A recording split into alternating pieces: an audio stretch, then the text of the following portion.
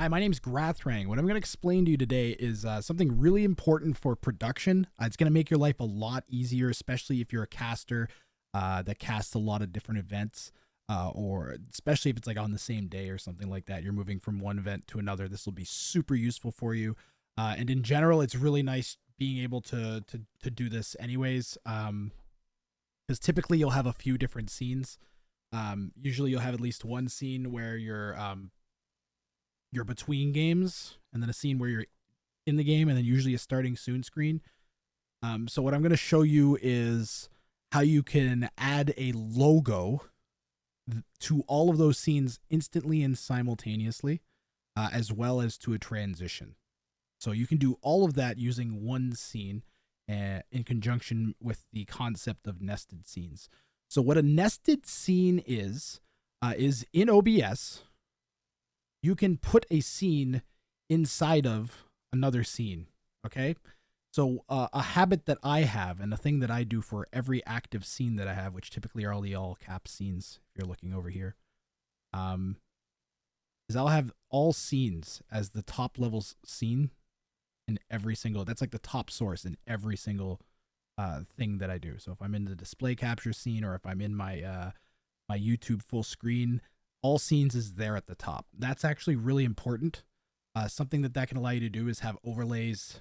Say like if you want a meme that pops up on every screen, you can tie that in with a channel point reward, and then put that into your all scene, and then it'll pop up on every scene. So even though you switch between scenes, you won't lose that reward. You can also use it to for instance, if you have like a browser source, maybe you have like a goal that you want to appear at the bottom of every scene, it's very easy to add it to every single scene. Or if you have like an audio source that you want to be able to play in every scene that you're in, something like that, it makes it really easy. One thing that you can do is in this all scenes scene that you're going to nest inside of all of your other scenes that you use, is you can put another scene inside of that scene. You have two layers of nested scenes. And what I've actually done is I have a scene called my transition scene. So I'll show you. You can see it just has like a video file. And if I show and hide, this source,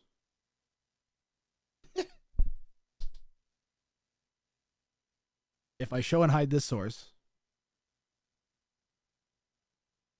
then it shows and hides that transition. And that's really useful because now I have a transition scene that I can change very quickly and easily, and do interesting thing with. So this is my transition scene, and what it has in it is it has the hexagon background that you can see.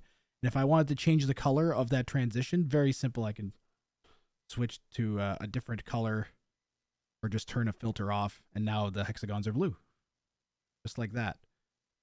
And that transition is now, again, it's in every scene. I can transition between any of the scenes that I want. I have a button on my stream deck that plays that transition. You can see how that might be useful for a wide variety of cases. But what I can also do is I have another scene nested inside of this transition scene. So I think we're like 3 or 4 scenes deep now with the nesting, called the logo scene. And I have a whole bunch of different logos that I can choose from. These are all, I have all these on my stream deck. So if I say I wanted to do some Warlords casting, well, now if I want to transition between scenes, boom, there it is. There's Warlords. Hey, I'm gonna go to my starting soon screen. Oh, there it is. Hold on. Whoops, I don't have. Boom, there we go. There it is in my starting soon screen. Let's say I want to go to my in-game scene. This is my in-game scene. Logo's automatically added to my in-game scene. And again, I have all this set up on I have a button set up on my stream deck. So I could, if say I was casting Warlords, it's a Sunday afternoon and I'm casting Warlords, and then I want to switch to my viewer bounties. Well, now I can switch to bounties just with a couple of buttons. And again, that will be automatically in my transition and like in my starting soon screen. So again, I'm going to go over exactly how I have this set up. So again, you're going to need that all scenes scene. Okay. And then inside that all scene scene, you're going to want to have your transition scene somewhere near the top, so that it'll show on top of anything else that comes up. Okay. And then inside the transition scene, you're going to want to have whatever background images that you're going to use. Where is it? I have to find. I have a lot of scenes. Give me a moment. Whatever background you're going to use, you're going to have that inside your transition scene, and then you'll have the logo scene in that scene and anywhere else that you want the logo to appear. So again, I have this nested logo scene. It's in my transition scene. It's in my in-game scene as a source. Where is it? It's in my in-game scene as a source, where it shows up on the right side of the screen. And it's in my starting soon screen. As part of as right there as one of the like background, as one of my characters or whatever that pops up.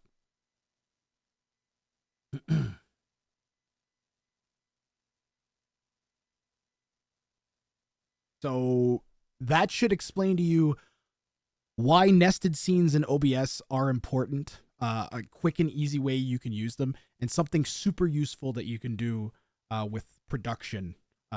Like a way to use this as a caster. I'm sure most other pretty much any streamer could probably make use of this.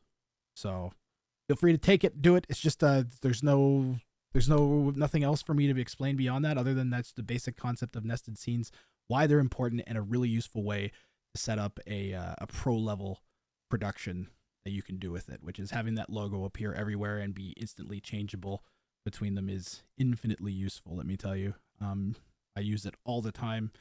And also just being able to turn it off and just have like a generic transition between scenes is really nice as well. One thing that I try to do when I do my show matches on Saturdays is I'll have the transition play at the beginning and end. And as an editor, it's really easy to go through and see the transition and know, oh, this is a point where I should start my like cut from or whatever. But anyways, that's it. Thank you very much. My name's Grathrang, twitch.tv/Grathrang, and cheers.